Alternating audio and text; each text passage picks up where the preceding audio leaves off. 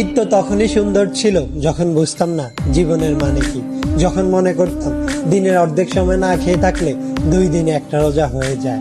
ঈদ তো তখনই সুন্দর ছিল যখন রোজা না রেখেও সবার আগে ইফতার টেবিলের সামনে হাজির হতাম আর সবার আগে ইফতারি খাওয়া শুরু করতাম।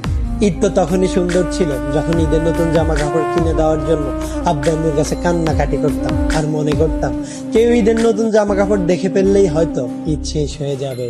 ঈদ তো তখনই সুন্দর ছিল যখন অন্য সবাই ঈদের জামা কাপড় দেখে ফেলার ভয় আলমারিতে অতি গোপনে লুকিয়ে রাখতাম।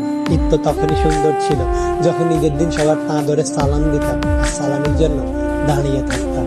ঈদ তো তখনই সুন্দর ছিল যখন বড়দের দেখতাম তারা কত জায়গায় ঘুরতে যায়, তাদের কত টাকা, আর ভাবতাম কবে জানি বড় হব আর তাদের মতো করে এত সুন্দর করে ঈদ পালন করব।